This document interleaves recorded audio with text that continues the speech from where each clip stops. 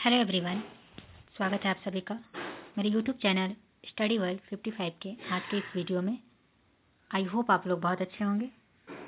तो फ्रेंड्स, आज की इस वीडियो में हम बात करने वाले हैं 26 जुलाई फर्स्ट शिफ्ट के एसएससी फेज 13 के क्वेश्चंस का डिस्कस करने वाले हैं।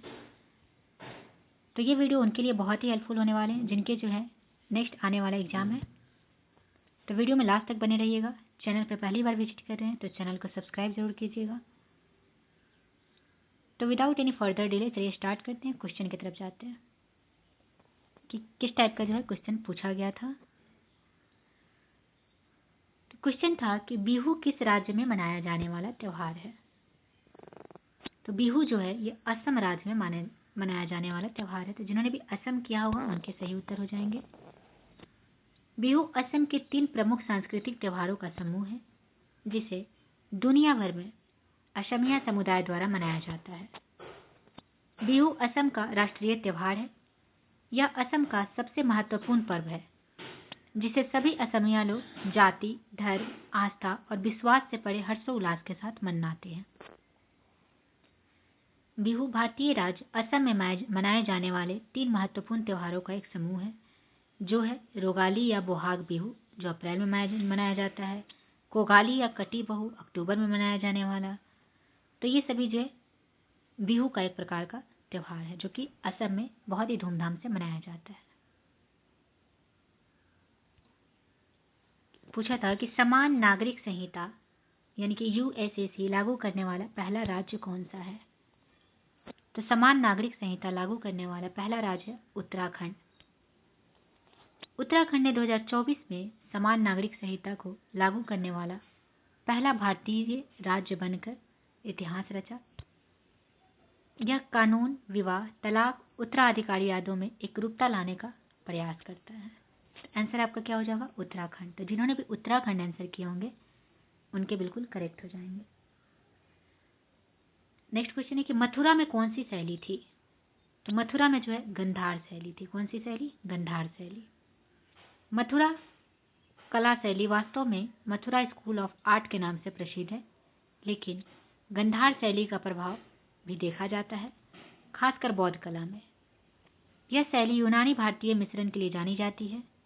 यदि प्रश्न में गंधार शैली ही विकल्प है तो यही जो है सही हो जाएगा। करेक्ट आंसर क्या हो जाएगा? गंधार शैली।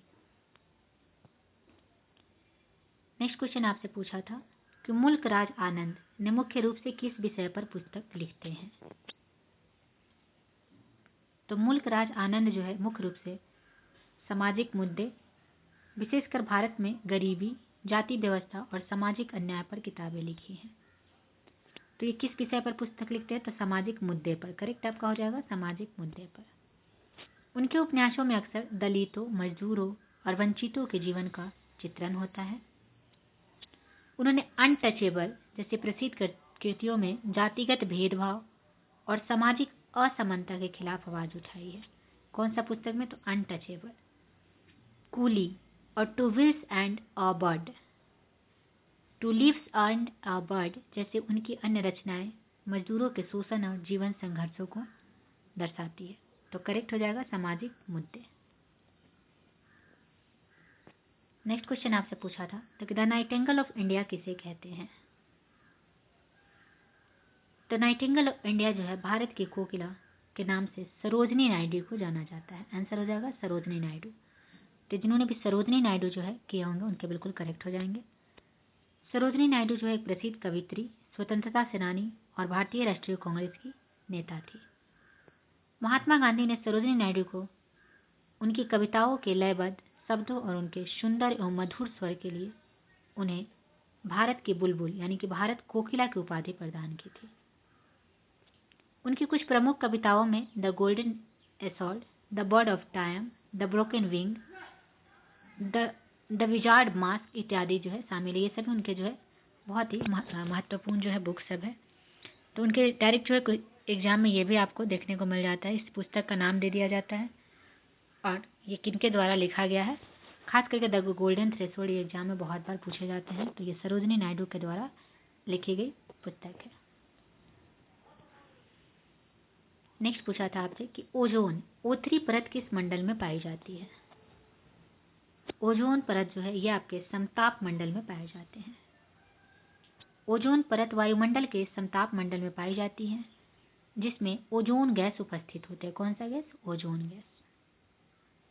मथुरा के कटरा में कौन से भूवैज्ञानिक अवशेष मिलते हैं? आंसर होगा बौद्ध अवशेष और स्तूप। मथुरा के कटरा में जो है बौद्ध अवशेष और स्तूप के जो है अवशेष मिलते हैं।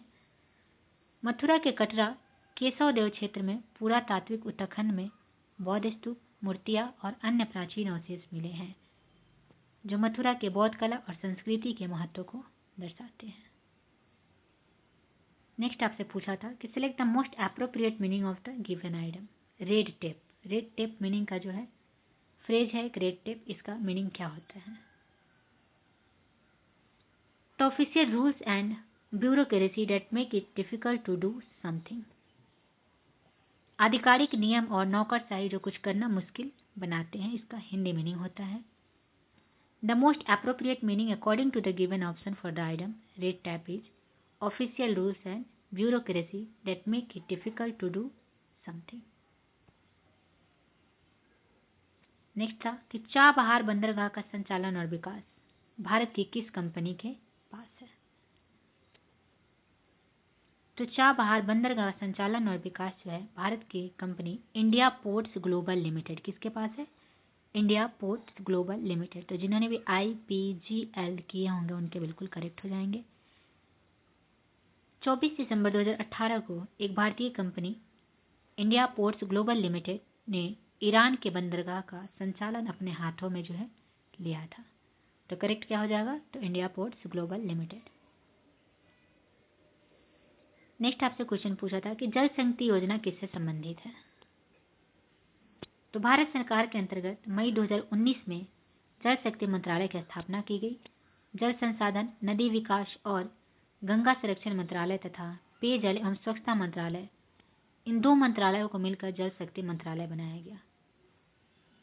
जल शक्ति मंत्रालय अंतर्राष्ट्रीय और अंतर्राज्यीय जल विवादों, गंगा, उसकी सहायक नदियों और उप सहायक नदियों की सफाई जैसे मुद्दों पर ध्यान केंद्रित करता है और स्वच्छ पेयजल उपलब्ध कराने पर भी केंद्रित है। इस मंत्रालय का गठन पिछले कुछ दशकों में भारत के सामने आई बढ़ती जल चुनौतियों को दूर करने के उद्देश्य से किया गया था। नेक्स्ट क्वेश्चन है कि प्रधानमंत्री प्रणाम योजना का उद्देश्य क्या है? तो प्रधानमंत्री प्रणाम योजना, जिसका प्रणाम का फुल फॉर्म क्या होता है? तो promotion of alternate nutrients for agriculture management. तो इसका उद्देश्य क्या है? तो रासायनिक उर्वरकों के उपयोग को कम करना और जैविक खेती को बढ़ावा देना, ये इसका मुख्य उद्देश्य है। योजना का उद्देश्य जो है रासायनिक उर्वरकों पर निर्भरता कम करके प्राकृतिक और जैविक खेती को प्रोत्साहित करना, यह इसका उद्देश्य है, जिससे मिट्टी की उर्वरता और पर्यावरण संरक्षण को बढ़ावा मिलेगा। तो जिन्होंने भी ये आंसर ऑप्शन किए होंगे उनके करेक्ट हो जाएंगे। नेक्स्ट आपसे पूछा था कि हैप्पीनेस इंडेक्स जो है क्यों निकाला जाता है? तो हैप्पीनेस इंडेक्स जो है लोगों के जीवन की गुणवत्ता और खुशहाली को मापने के लिए किया जाता है। सिंगापुर अभी जो है हैप्पीनेस इंडेक्स में जो है फर्स्ट नंबर पे कौन है? तो अभी है फिलीपींस। तो विश्व खुशहाली सूचकांक वर्ल्ड हैप्पीनेस इंडेक्स देशों में लोगों की खुशी, जीवन संतुष्टि और सामाजिक आर्थिक कारकों जैसे आय, शिक्षा, स्वास्थ्य और सामाजिक समर्थन का मूल्यांकन करता है। इसे नीति निर्माण और विकास के लिए उपयोग किया जाता है। तो हैप्पीनेस इंडेक्स क्यों निकाला जाता है? तो लोगों के जीवन की गुणवत्ता और खुशहाली मापने के लिए। फर्स्ट नंबर पे कौन है? तो फर्स्ट नंबर पे आपके जो है फिनलैंड है। फिनलैंड जो है आपके फर्स्ट नंबर पे खुशहाली इंडेक्स में है। इंडिया की अगर बात की जाए कि इंडिया कितने नंबर पे है, तो 118 नंबर पे है। टोटल 147 देशों में जो है इस इंडेक्स को निकाला जाता है, जिसमें फर्स्ट में फिनलैंड है। इंडिया का हमारा रैंक है 118। नेक्स्ट क्वेश्चन पूछा था कि ओपेक मध्य पूर्व के माध्यम से किन दो महाद्वीपों को जोड़ता है? तो ये आपके एशिया और अफ्रीका को जोड़ता है। तो करेक्ट क्या हो जाएगा? एशिया और अफ्रीका। ओपेक क्या होता है? तो organisation of the petroleum exporting countries के मध्य पूर्वी देश जैसे सऊदी अरब, ईरान भौगोलिक रूप से एशिया में स्थित है और अपने तेल निर्यात के माध्यम से अफ्रीका और अन्य महाद्वीपों के साथ आर्थिक रूप से जुड़े हुए हैं। हालांकि यदि भौगोलिक व्यापार मार्ग की बात हो तो मध्य पूर्व स्वेज नहर के माध्यम से एशिया और अफ्रीका को जोड़ता है। नेक्स्ट क्वेश्चन पूछा था कि वर्षा जल संग्रहण क्यों जरूरी है। तो वर्षा जल संग्रहण जो है, रेन वाटर हार्वेस्टिंग करना बहुत महत्वपूर्ण है, क्योंकि इसमें कई फायदे होते हैं। यह जल संरक्षण, भूजल पुनर्भरण, बाढ़ नियंत्रण और पानी को कमी को कम करने में मदद करता है। इसके अलावा वर्षा जल का संग्रह करके हम अपने पानी के बिलों को कम कर सकते हैं और पर्यावरण को भी स्वच्छ रख सकते हैं। नेक्स्ट पूछा था कि प्रधानमंत्री जनधन योजना में किस प्रकार के खाते खोले जाते हैं। तो प्रधानमंत्री जनधन योजना में शून्य शेष बचत खाते जो है खोले जाते हैं। इसका मतलब है कि खाता खोलने के लिए कोई न्यूनतम राशि जमा करने की आवश्यकता नहीं होती है। नेक्स्ट था दक्कन पठार का निर्माण किसके कारण हुआ।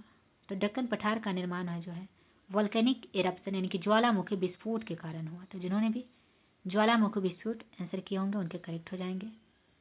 दक्कन पठार का निर्माण 6.6 करोड़ वर्ष पहले दक्कन ट्रैप्स के ज्वालामुखी लावा के जमाव से हुआ, जो बड़े पैमाने पर बेसाल्टिक लावा प्रवाह के कारण बना था। तो ये रहे आज के 26 जुलाई के फर्स्ट शिफ्ट के एसएससी फेज 13 के कुछ मोस्ट इंपॉर्टेंट क्वेश्चन। तो आई होप आप लोग का वीडियो पसंद आया होगा। तो चलिए मिलते हैं नेक्स्ट वीडियो में। Thank you very much.